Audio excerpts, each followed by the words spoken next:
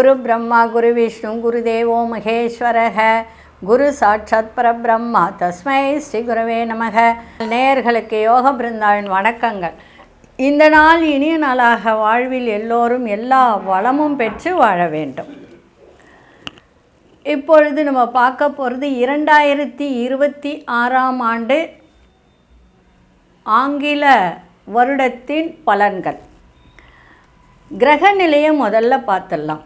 கிரகநிலை அப்படின்னு சொல்லும்போது சூரியனுடைய ஆதிக்கத்தில் தான் இந்த வருடமே பிறக்குது.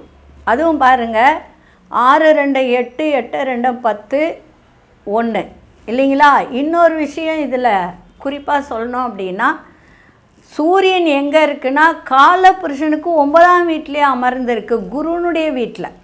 அதுவும் 4 கிரகங்கள், சூரியன், செவ்வாய், புதன், சுக்கிரன்.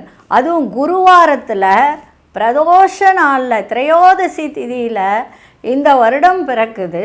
ஆனால் இருந்தாலும் சூரியனுடைய ஆதிக்கத்தில் பிறக்கக்கூடிய இந்த வருடம் சூரியன் யாருக்கெல்லாம் நன்றாக இருக்கின்றதோ அவர்களுக்கெல்லாம் நன்மைகள் நடக்கும். அதே மாதிரி 5 ராசிக்காரர்களுக்கு நன்மைகள் நடக்கின்ற ஒரு வாய்ப்பு இருக்குது. அதாவது 5 ராசிக்காரர்கள் எச்சரிக்கையாகவும் இருக்கணும். கிரகநிலையை நம்ம பார்க்கலாம்.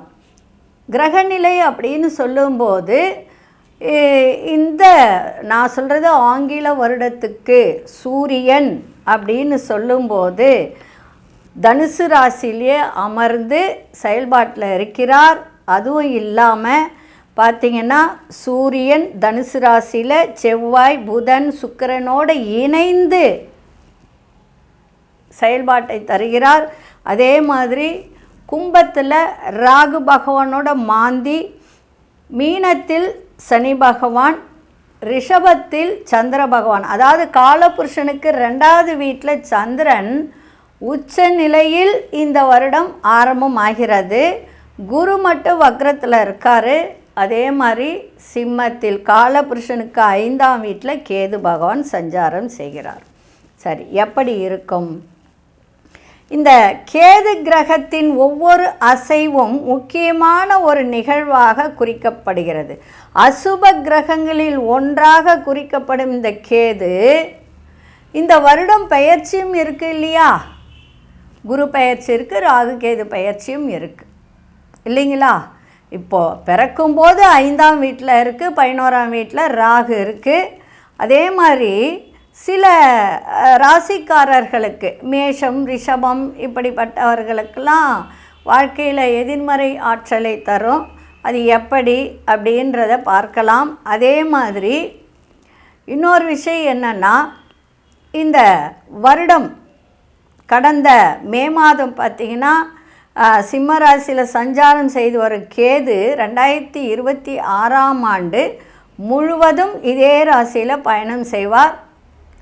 அதனால் காலபுருஷனுக்கு 5ஆம் வீடு பூர்வ புண்ணியம் சொல்லுகின்ற இடத்துல சஞ்சாரம் செய்கிறார். மேஷத்துக்கு பார்த்திங்கன்னா 5ஆம் வீடு. ஆனால் மேஷத்துக்கு 9ஆம் வீட்டில் 4 கிரக சஞ்சாரம் இல்லைங்களா. அப்படி இருக்கும்போது இந்த சில ராசினருக்கு எதிர்மறை பலன்களை கொண்டு வரும் அப்படின்றது ஒரு உண்மைதான், இல்லைன்னு சொல்லலை. சரி, இப்போது இந்த 2026 நம்ம கூட்டு எண் எடுத்துக்கிட்டால் 1ஆம் எண்ணில் வருகிறது. அப்போது இந்த மேஷ ராசி அப்படின்னு நம்ம எடுத்துக்கலாம். இப்போ பொது பலனுக்கு வரல, நான் சொல்கிறது பொது பலன்தான். இது அக்யூரேட்டாக நமக்கு நடக்கும் அப்படின்றதுலாம் இல்லை, பொதுவான பலன்களை தரப்போகிறேன். அன்பார்ந்த தனுசு ராசி நேயர்களே, தனுசு ராசி நேயர்களுக்கு வருட பிறப்பிலே 9ஆம் இடத்துல கேது, 3ஆம் இடத்துல ராகு நன்மையை செய்யும். சூரியன், செவ்வாய், புதன், சுக்கிரன். உங்களுக்கு சுக்கிரன் தனுசு ராசிக்கு ஆகாத ஒரு கிரகம். அதே மாதிரி சூரியன் பாக்கியஸ்தானாதிபதி. இந்த 9ஆம் வீட்டில் மாற்றத்தை கொண்டு வருகின்ற ஒரு தன்மை இந்த கேது பெயர்ச்சிக்கு இருந்தாலும் தடைகள் நிறைய செய்யும். தொழிலில் வாழ்க்கையில் பெரிய தடைகளை கொண்டு வரும் இந்த கேது.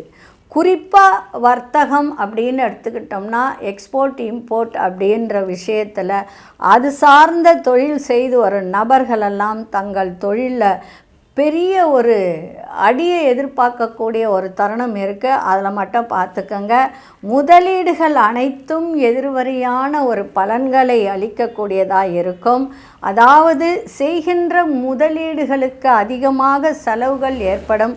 உங்கள் நிதி நிலை கொஞ்சம் மோசமடையக்கூடிய ஒரு தருணம் ஏற்படும். அதனால் கவனமாக இருங்க. மோட்டார் சைக்கிள் பயணங்கள் அதிலலாம் கவனத்தை செலுத்தணும். ஏன்னா நாள்லேயே சனி உட்காண்டிருக்கு வருட பிறப்பிலேயே. அதனால் வண்டி வாகனத்தில் போகும்போது நிதானத்தை காட்டுங்க. ஒரே ஒரு சந்தோஷம் என்னன்னா 7ஆம் இடத்துல உங்கள் ராசி அதிபதியும் 4ஆம் அதிபதியும் வக்கரம் பெற்று மிதுனத்தில் உட்காண்டிருக்கார். அங்கே அதுதான் கொஞ்சம் ஒரு இது. அதனால் ஆரோக்கியம் கொஞ்சம் பார்த்துக்க வேண்டியது அவசியம்.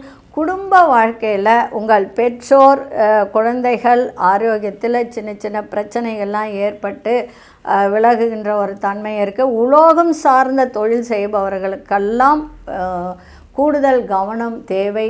அதே மாதிரி இந்த ரியல் எஸ்டேட் பண்ணுறவங்க, சொந்த தொழில் பண்ணுறவங்க, அதே போல் இந்த ஹோட்டல் வியாபாரம், ஃபாஸ்ட் ஃபுட்டு வியாபாரம், அழகு சாதன பொருட்கள் இதெல்லாம் வியாபாரம் பண்ணுறவங்களாம் கொஞ்சம் கவனத்தோடு முதலீடு செஞ்சு அந்த தொழிலை நடத்துங்க.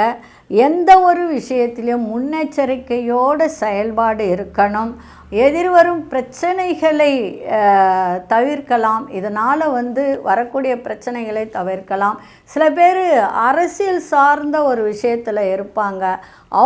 அவங்களெல்லாம் இந்த வருடம் கொஞ்சம் கவனமாக இருந்தீங்கன்னா நன்மையாக இருக்கும். ஏன்னா பிறக்கும்போதே சுக்கிரன் உங்கள் ராசிக்குள்ளார தான் இருக்கிறாரு. அதுவும் குரு வீட்டில் சுக்கிரன் வந்தாலே எதிர்மறை விளைவுகள் தரும். ஏன்னா தனுசு ராசிக்கு சுக்கிரன் ஆகாத ஒரு கிரகம். அதனால் அரசியல் சார்ந்தவர்கள் ரொம்ப கவனமாக இருங்க. இந்த காஸ்மெட்டிக் ஐட்டம்ஸு இந்த மாதிரி விற்பனை செய்கிறவர்கள்லாம் ரொம்ப முதலீடு போட்டு செய்யாதீங்க. ரியல் எஸ்டேட் பண்ணுறவங்களுக்கு ஓரளவுக்கு நன்மையை தரக்கூடிய வருடமாக இந்த வருடம் இருக்கும். இருந்தாலும் கொஞ்சம் எல்லாத்திலையுமே கவனமாக இருந்தால் தனுசு ராசி நேயர்கள் சில பிரச்சனைகளை வர்றதுக்கு முன்னாடியே தவிர்க்கக்கூடிய ஒரு வாய்ப்பு ஏற்படும். நீங்கள் வழிபட வேண்டியது சிவபெருமான் வழிபாடு. கெட்டிமாக பிடிச்சிக்கோங்க. உண்மையிலே சொல்லப்போனால் ரொம்ப அவருடைய காலை கெட்டிமாக பிடிச்சிக்கிட்டாலே உங்களுக்கு இந்த பிரதோஷ வழிபாடு, அதே போல் திங்கட்கிழமை வழிபாடு இதெல்லாம் சிவபெருமானை செய்து வந்தால் நன்மையை நடக்கக்கூடிய ஒரு வாய்ப்பை ஏற்படுத்தும். நன்றி, வணக்கம். யோக பிருந்தாவின் வாழ்த்துக்கள். அன்பார்ந்த மகர ராசி நேயர்களே, மகர ராசி நேயர்களுக்கு பார்த்திங்கன்னா 8ஆம் அதிபதி சூரியன். இந்த சூரியனில் தான் இந்த வருடமே பிறக்குது. அந்த சூரியன் 12ஆம் இடத்துல இருக்கிறதுனால தந்தையால் தன விரயம் ஏற்படுகின்ற ஒரு தருணம் இருக்குது. சுக்கிரனால் நன்மைகள் ஏற்படும். அதே மாதிரி காதல் திருமணம் நடக்கக்கூடிய வாய்ப்புகள் உண்டு மகர ராசிக்கு. சில பேருக்கு தான் நடக்கும், சில பேருக்கு தடைப்படுகின்ற ஒரு தருணமும் இருக்குது. ஏன்னா 5ஆம் அதிபதி சுக்கிரன், 4க்கு அதிபதியான செவ்வாய். வீடு வாசல் வாங்கக்கூடிய ஒரு விஷயத்தில் விரயங்கள் ஏற்படும். இல்லைன்னா அந்த வீடு வண்டி வாகனம் அதுக்கு செலவு செய்யக்கூடிய ஒரு வாய்ப்பை ஏற்படுத்தும். முயற்சிகள் அதிகரிக்கும், தொழில் ரீதியான முயற்சிகள். ஏன்னா சனி பகவான் அப்படின்னாலே சொந்த தொழில் செய்பவர்கள் தான் அர்த்தம். அது உங்களுக்கு நிறைய சொந்த தொழில் செய்பவர்களுக்கெல்லாம் நன்மைகள் நடக்கின்ற ஒரு தருணம் இருக்குது. குரு பகவான் 2ஆம் வீட்டை ராகுவை பார்க்குது. குருச்சண்டால யோகத்தை கொடுக்கக்கூடியதாக இருக்கும். ஒரே ஒரு விஷயம் என்ன அப்படின்னா 8ல் கேது இருக்கிறதுனால கொஞ்சம் ஆரோக்கியத்தை பார்த்துக்கணும். ஏன்னா 8ஆம் இடம்னாலே உங்களுக்கு ஆயுள் காரகன், ஆயுள் பாவம் அப்படின்னு சொல்லக்கூடியது தான். அதனால் கொஞ்சம் அதில் தந்தைனால் ஒரு விரயங்கள், ஆரோக்கியத்திற்காக செலவு செய்யக்கூடிய ஒரு வாய்ப்பு ஏற்படும். சில விஷயத்தில் தடைகள் ஏற்படுகின்ற ஒரு தருணமும் இருக்குது. அதை மட்டும் பார்த்துக்கோங்க. அதே மாதிரி சுக்கிரன் அப்படின்னு சொல்லும்போது சுகபோஜனம் இதெல்லாம் இருக்கும். புதன் அப்படின்னு சொல்லும்போது உங்களுக்கு 6ஆம் இடத்து அதிபதியாக வராரு. அதே மாதிரி 9ஆம் இடத்து அதிபதியாக புதன் வர்றதுனால தானங்கள், வஸ்திர தானங்கள் செஞ்சால் நல்லது. விவசாயத்துறையில் இருப்பவர்களுக்கெல்லாம் 12ஆம் வீட்டில் புதன் இருக்கிறதுனால திரவிய கொஞ்சம் செலவுகள் விவசாயத்துறையில் முதலீடு செய்யறதுக்கான நிறைய வாய்ப்புகள் இருக்கும். ஆனால் பார்த்து நிதானமாக செய்யணும். இல்லை அப்படின்னு சொன்னால் அதுலேயும் உங்களுக்கு நஷ்டங்கள் ஏற்படுகின்ற வாய்ப்பு ஏற்படும். அதே சமயத்தில் இந்த வருடம் பிறக்கும்போதே பார்த்திங்கன்னா 5ல் சந்திர பகவான் இருக்கார். அதனால் ஒரு சின்ன ஒரு காரியத்தில் தடைகள் ஏற்படுகின்ற வாய்ப்புகள் அதிகரிக்க, அதையும் பார்த்துக்கோங்க. மற்றபடி மகர ராசி நேயர்களுக்கு செலவும் இருக்கும், வரவும் இருக்கும். அதே சமயத்தில் பிள்ளைகளால் மன வருத்தங்கள் ஏற்படுகின்ற ஒரு தருணமும் இருக்கும். ஆரோக்கியத்தையும் பார்த்துக்கணும். 6ஆம் இடத்துல குரு பகவான் இருந்தாலும் 2ஆம் வீட்டை பார்க்குது, உங்களுடைய 12ஆம் வீட்டையும் பார்த்தாலும் விரயங்கள் தவிர்க்கப்படுகின்ற ஒரு வாய்ப்பு ஏற்படும். அதே மாதிரி பார்த்திங்கன்னா 5ஆம் வீட்டை பார்க்குது, 10ஆம் வீட்டையும் பார்க்குது. அப்போ தொழில் உங்களுக்கு விருத்தியாகுகின்ற ஒரு தருணமும் இருக்குது. இருந்தாலும் முதலீடுகள் செய்வதில் ரொம்ப கவனமாக இருக்கணும்.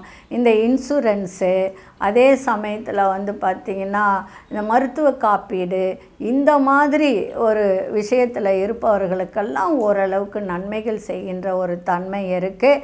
அதே மாதிரி பார்த்திங்கன்னா தொழில் அப்படின்னு நம்ம எடுத்துக்கிட்டோம் அப்படின்னு சொன்னால் இந்த இரும்பு சம்மந்தப்பட்ட தொழில் செய்கிறவங்க, அதே சமயத்தில் இந்த காய்லாங்கடை, இந்த மாதிரி இருக்கிறவங்களுக்கெல்லாம் ஓரளவுக்கு வருமானம் வரக்கூடிய ஒரு வாய்ப்புகள் இருக்குது. இருந்தாலும் 12ஆம் இடம் அப்படின்னு சொன்னாலே விரயம் அப்படின்னு தான். ஆனால் அந்த இடத்த குரு பார்க்கறதுனால ஓரளவுக்கு விரயங்கள் தவிர்க்கப்படக்கூடிய ஒரு வாய்ப்பு இருக்குது. அது மட்டும் பார்த்துக்கோங்க. மற்றபடி இந்த வருடம் உங்களுக்கு ஏற்றம் இறக்கமான ஒரு வருடமாக தான் இந்த வருடம் இருக்கும்.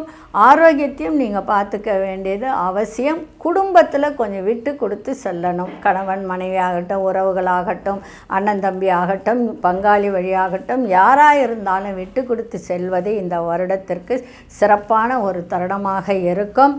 வழிபட வேண்டியது அப்படின்னு பார்த்திங்கன்னா ஆஞ்சநேயர் வழிபாடு, அதே சமயத்தில் உங்களுடைய குலதெய்வ வழிபாடு, இந்த வருடம் முழுவதும் இதெல்லாம் செய்ய வேண்டியது அவசியம். அதே சமயத்தில் பெருமாள் வழிபாடும் செய்வது மிக அவசியம். இதையெல்லாம் மாற்றி செய்துட்டு வந்தால் நன்மையாக இருக்கும். அதே போல் வயதானவர்களுக்கு தான தர்மம் செய்தால், வயதானவர்களுக்குன்னா இப்போ குளிர்காலம் இல்லையா, போர்வை கொடுக்கலாம், அதே மாதிரி சாப்பாடு தானம் கொடுக்கலாம். கண்ணு தெரியாதவர்களுக்கெல்லாம் தானம் தர்மம் செய்துக்கிட்டு வந்தால் மகர ராசி நேயர்களுக்கு இந்த வருடம் சிறப்பாக இருக்கும். நன்றி, வணக்கம். யோக பிருந்தாவின் வாழ்த்துக்கள்.